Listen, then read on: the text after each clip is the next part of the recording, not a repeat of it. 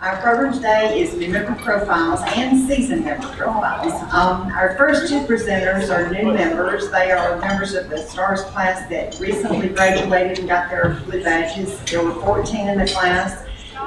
This was the class that did the project of the care packages that they sent to the Special Forces unit in Afghanistan. You remember that wonderful thank you letter that we got that was shared from at one of our recent meetings. Our first presenter is Lori Winstead. Lori is a fellow attorney. She's an assistant state attorney, and currently her position is the director of county court. You know, I usually tell you who their sponsor is. I hate to say her sponsor is already come and gone. Lori was one of the unusual people that reached out to our club through our website to ask about joining, and so she was assigned a sponsor, Anthony Velarde. So he brought her in, but then he relocated, but I'm glad he got that task done. So Lori, come share with us.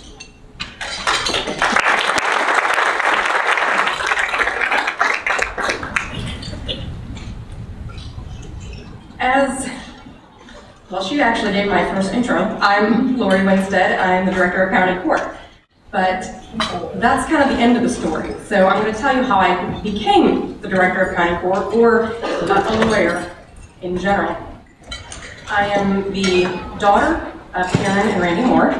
And just to prepare for this, I did have to fact check all of my stuff, because you can kind of flub a little bit of your timeline as long as your mom is not sitting in the audience. So everything has been at least semi-fact checked. So I grew up in a small town in northern Illinois called Mendota, and I have an older sister who happens to be present, and I have a younger brother. And as the middle child, that is how I learned how to instigate, I learned how to negotiate, and I certainly knew how to mediate, which obviously helps me in my future. My small town that I grew up in was the kind that you want to raise your kids. I could go out and ride my bike, ride it to grandma's house. I could stay out until almost dark playing in the neighborhood. It was one of those safe small towns. It was the town that I attended middle school, the same place that my grandfather had worked at, the same high school that my parents graduated and my sister graduated.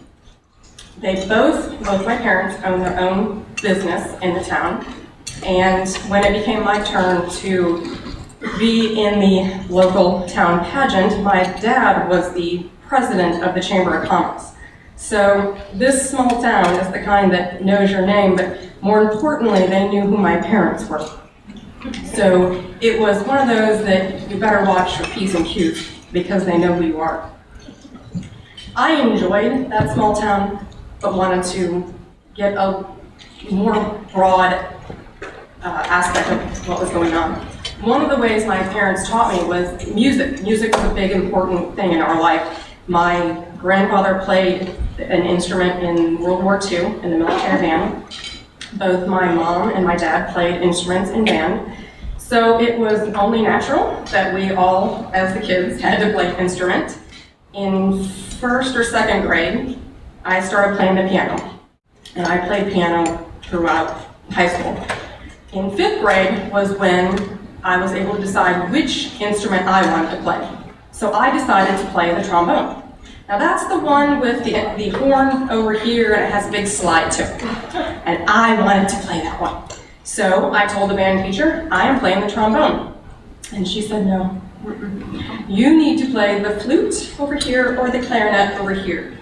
I think those are better choices, and I wanted to play the trombone because my dad had played the trombone. So I told her, no, I'm going to play the trombone. And she said, I'm sorry, you're too short to play the trombone. Well, I heard that as a challenge. So I went home and I learned, with my dad's help, that if I could extend my hand out just as far as I could keep the slide in my fingers and reach the last position needed. So I learned how to play Mary Had a Little Lamb, and I continued to play the trombone through high school. I had won. My next thing that I wanted to do is I wanted to be a lawyer. I was 8, 9, 10 years old, and I wanted to be a lawyer. That's what I want to do.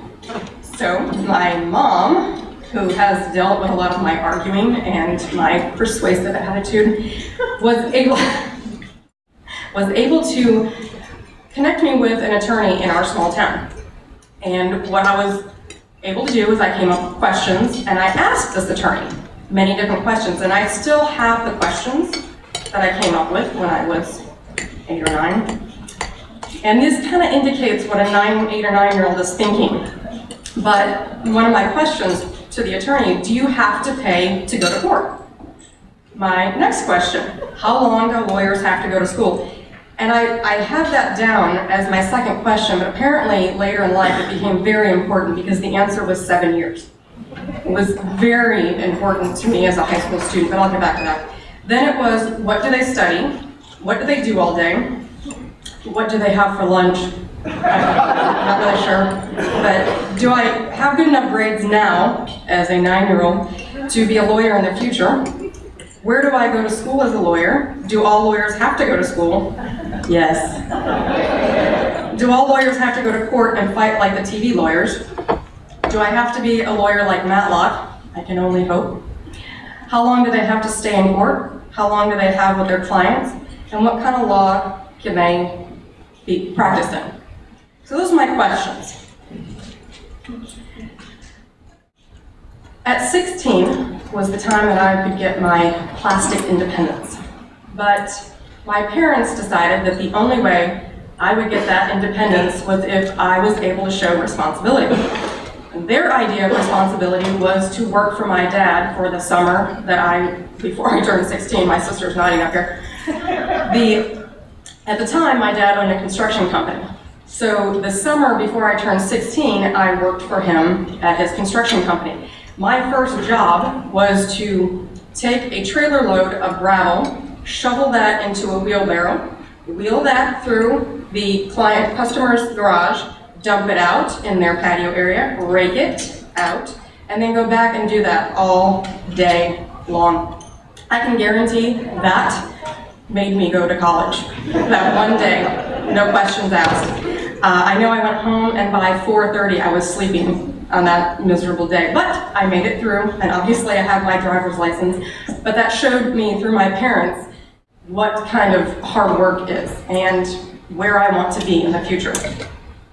In high school, I had changed my major. I had, for some reason, wanted to become a physical therapist, and mainly based on those 7 years of school. I apparently thought 5 years was better than 7. So I changed my major and moved out to New York and went to school in New York, and actually it was Troy, New York. And it took me 1 year to realize that's not where I wanted to be. So I moved back to Illinois and I received my associate's in science degree, and I became a bank teller. And another year later, I realized that's not what I wanted to do, and I moved to Florida. And I worked for Nationwide, and at that time, I was looking at going back to school because I still had that I wanted to be a lawyer. So at the time, I was dating an individual that will remain nameless, but he indicated to me that I wouldn't make a very good lawyer.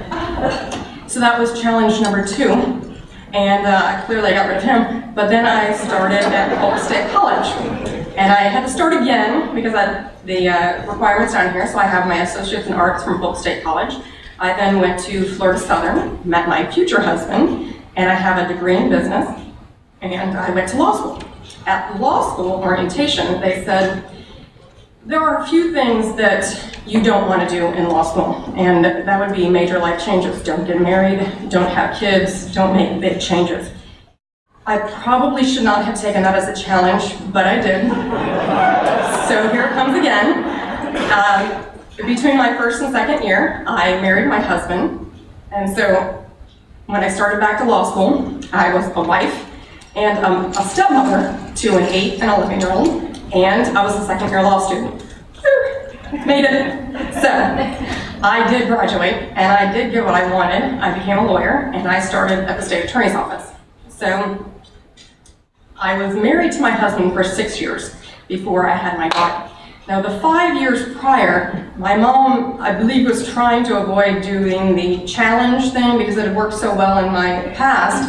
the challenge, you can't really have kids and work, but she was nice enough to be quiet. I do have a 5-year-old daughter, and working at the state attorney's office and keeping up with a 5-year-old is quite entertaining.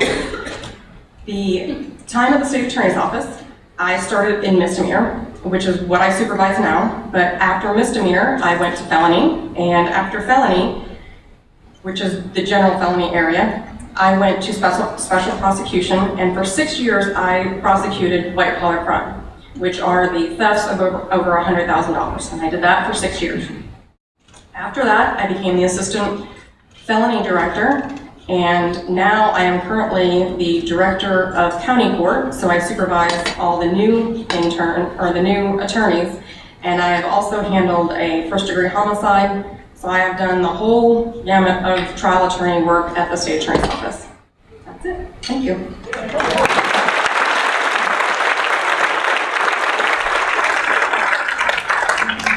Thank you, Lori. Our next presenter is Tammi Crotteau. Tammi is the founder of Magnolia Montessori Academy here in Lakeland, and she's currently Director of Finance for the school, and she was brought into our club by Scott Reed. Tammi?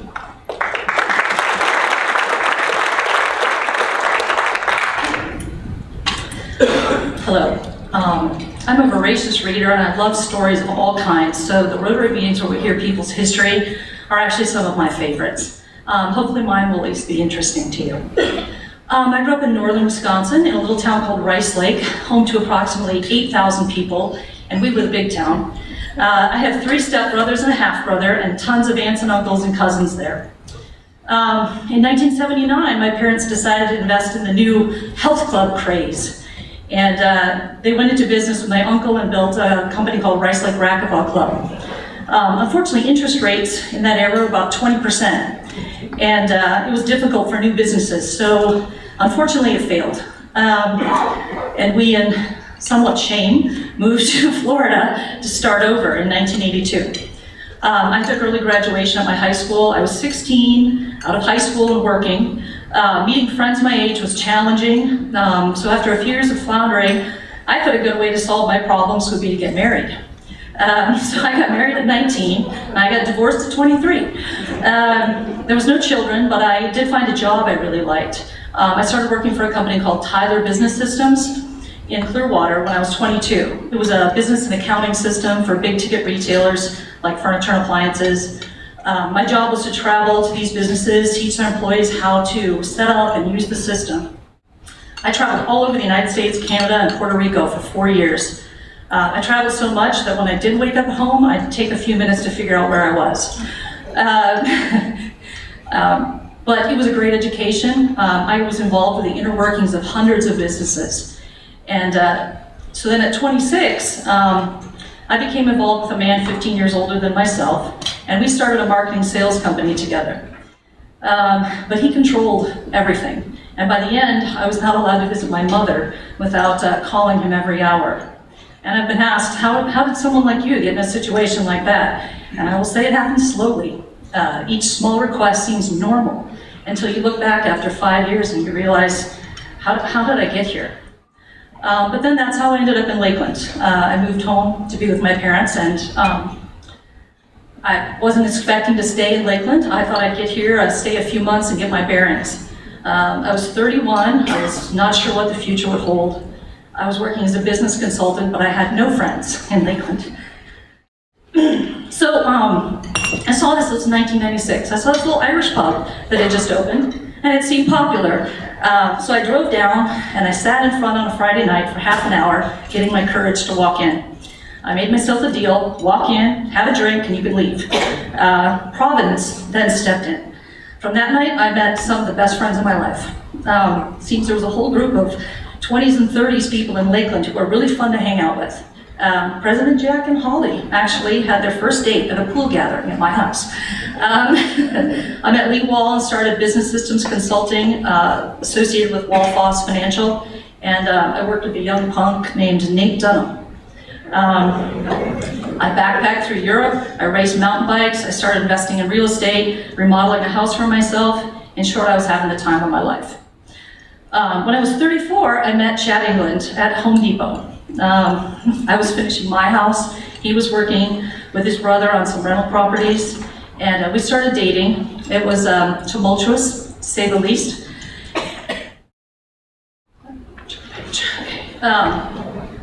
But that ended for a couple of years. And then one day I was sitting for lunch at Wallfloss, and someone started talking about what they would do if they won the lottery. And I said that I would travel, but what I'd really like to do is live in other places and work so that I could really immerse myself in the culture. And it got me thinking, I don't need to win the lottery. I have skills that are in demand all over the world. So I started inquiring with international companies, and I was offered a job as a sales consultant with Eclipse Computing in Sydney, Australia. So I moved there in the summer of 2001. The job was everything I could want. Australia was the best place in the whole world. But I was missing something. I really missed Chad. So after 9 months, I was sent to their Tokyo office, and part of the package for going there is every 6 weeks I could fly back to either Australia or anywhere in the world I wanted to for a 4-day break. So I flew back to the States and spent the time with Chad. Let me tell you what, that's some serious jet lag. I could not convince him to move back to Australia with me, but he did come and visit, and I moved back to Lakeland. He got his general contractor's license. I managed the business, the rental properties, and helped with the remodels. We were doing pretty well, and we thought it was we had everything figured out now, so we decided to have a baby. Besides that, I was 38, and it was Fisher cut bait time. Our Eli was born after I turned 39, and Sinji came along 2 years later. I stayed home with them, and that was the most gratifying and also the most difficult thing I've ever done. There were days in there that I thought would never end. But it's true, the years have gone by in a flash. They are now turning 12 and 14, and every year I enjoy my boys more, and I am just thrilled to see the young man they are becoming. In 2008, the recession was hitting, and I needed to earn some income and also look after my boys. So I started, I learned how to do the infant swimming seat resource technique, teaching babies to swim. So they fall in the water and you teach them to come up and float. So I taught several hundred children for about 5 years, 4 or 5 years, ages 6 months to 3 years old, how to swim. When my son Eli was 3, he taught himself to read, which was a real shock since he didn't talk till he was about 2. I can never forget, he walked in, he had a voice like Mickey Mouse. Mama, does that say park? Yeah, it does. So I realized that if I sent him to a traditional school, he was going to be bored, sitting around waiting for everyone else to learn to read, and he would lose all of that enthusiasm for learning. And that's how I came to find the Montessori method of education. Dr. Maria Montessori believed that each child is an individual and must be treated as such. So every child in Montessori is treated as gifted. Children are taught to take ownership of their own learning and themselves. The environment of the classroom is set up to foster and support this philosophy with hands-on materials that children can use to gain a deep understanding of math and language. It is typical to walk into a Montessori classroom and see 25 children all working on something different.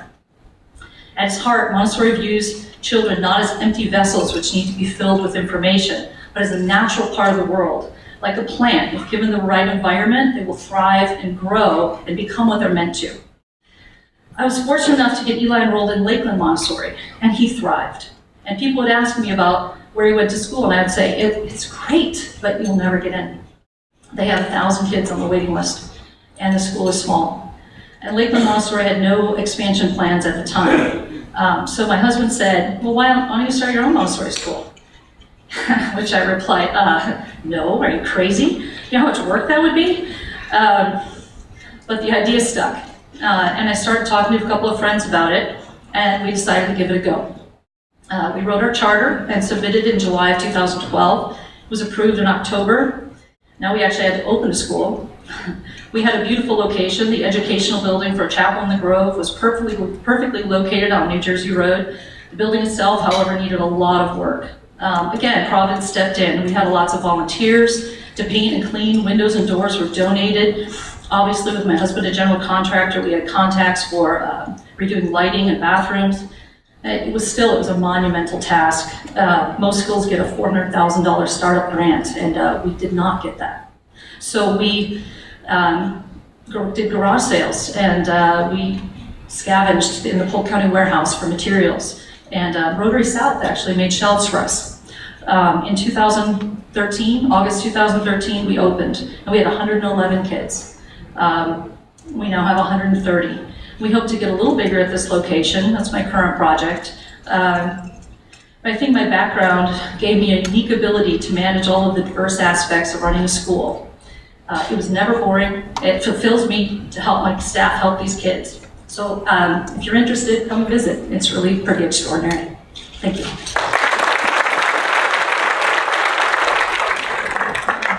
You're high-fiving, glad you did a great job. Our seasoned member today is Marsha Lee. Marsha's known to all of you very well. She's been active in our club for over 9 years. What you may not know about her is she's made her career in career counseling. She started out in Georgia in the academic area with Southern Polytech in Marietta, Georgia, doing career counseling, and then the same type of work at Florida Southern here. And then in 2009, she took a leap of faith, a leap, keep that theme here, and formed her own company. I don't want to get it right, leap ahead. Well, because no, it's not, she's not talking about her bio, but so I'm going to turn it over to her, but this story is not about her bio, but career counseling is Marsha Lee.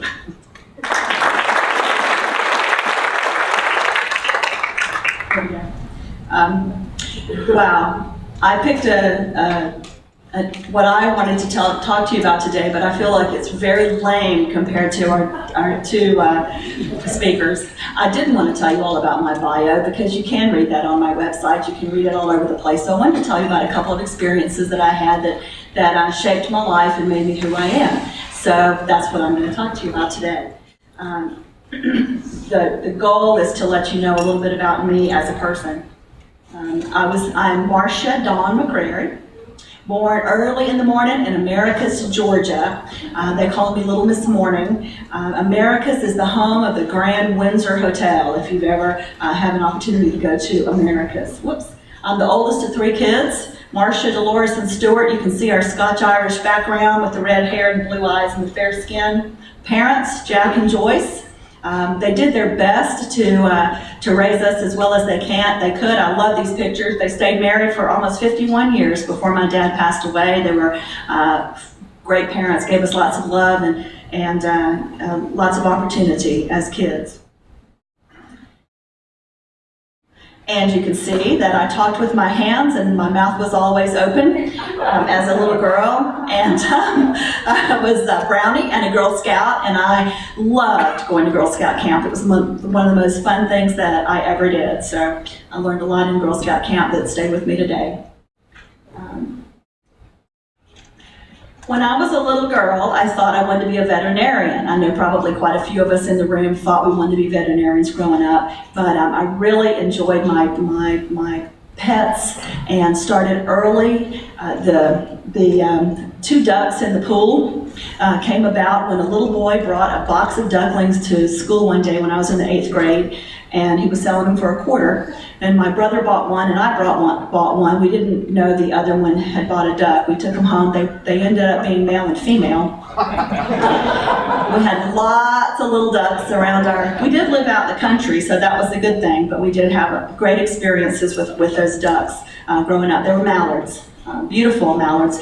Dusty is in the middle. He was my Welsh pony, and I rode him all the time, every day, all day long during the summer. And we had woods behind our house and fields next to our house. I explored and just that's what I did instead of playing with baby dolls. My sister played with baby dolls, but I rode my pony. Oh, and my Tippy, as a little girl, I was always, I have fond memories of my grandfather taking me to the pond that was near our home, and I would catch tadpoles, bring them back, and raise up little frogs, and would catch caterpillars and raise butterflies. So this is the me that you don't know. I see that I can't tell what your expression is on your face right now. Oh, and one of the loves of my life, Shadow, he was a beautiful white German Shepherd. If you've ever had the pleasure of knowing a white German Shepherd, they are the best dogs, and I'm sorry they're so rare. They're just great. He was smart and handsome and just a great dog. And Alfie was my first rescue from the Humane Society in Atlanta, and she was the love of my life until I met this guy. If you can see him very well.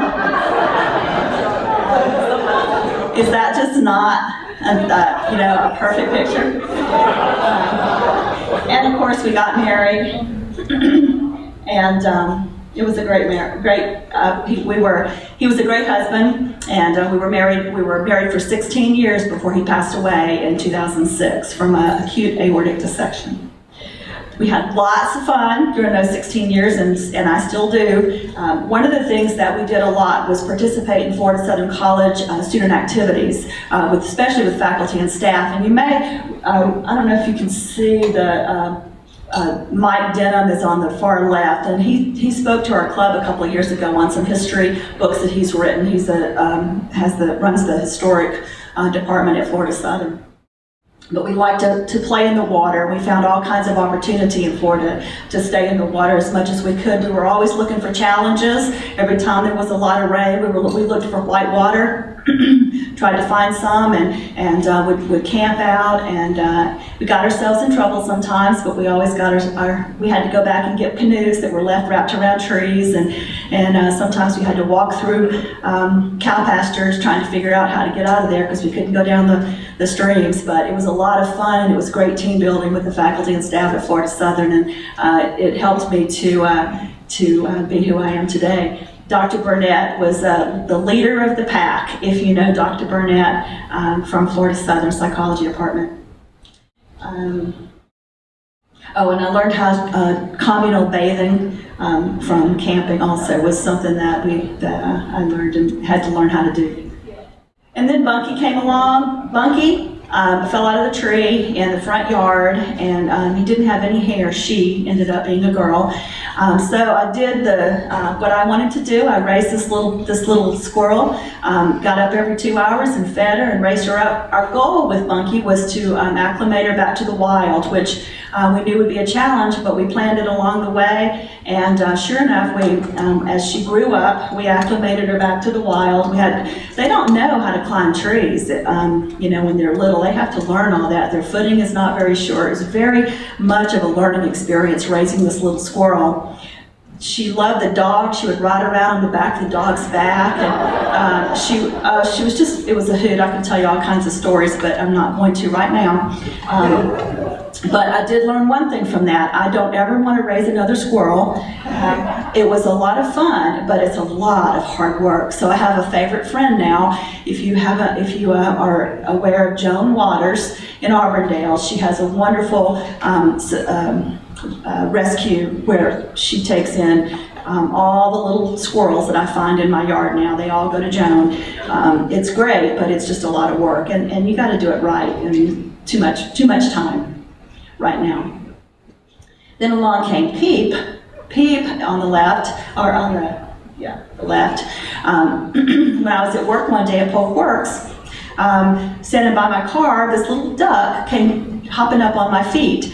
And we looked everywhere for a nest or a mama duck or something, and we couldn't find one, so I ended up bringing Peep home and raising her up. She was a lot of fun too.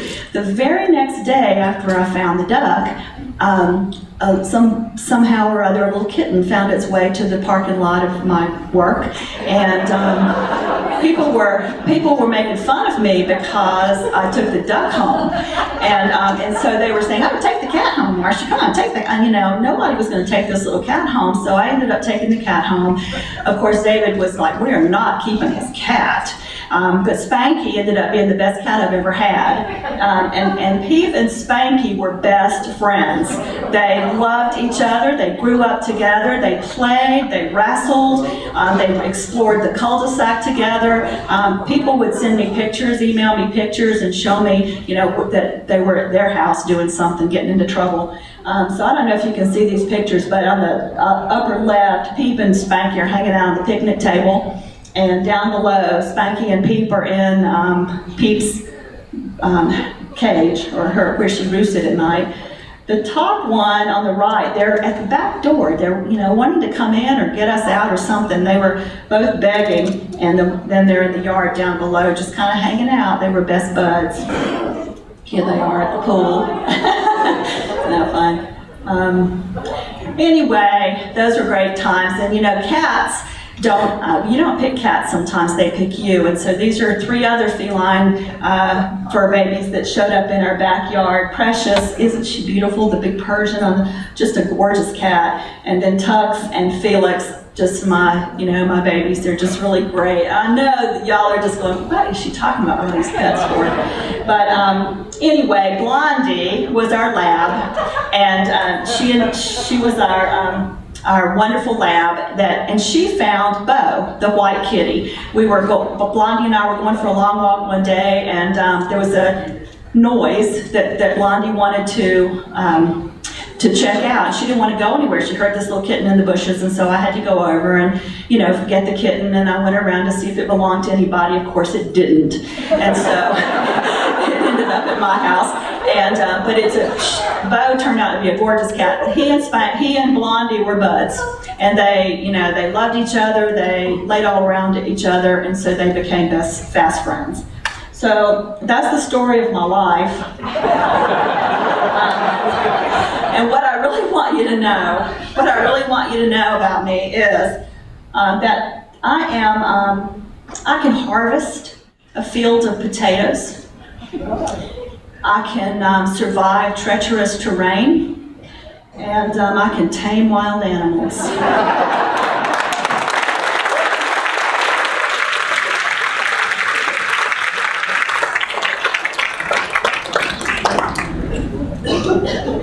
Too many punchlines. All I can say is wow. You see, Marsha, when 2 ducks love each other, they share a special kind of love. I'm wondering how all those ducklings got there.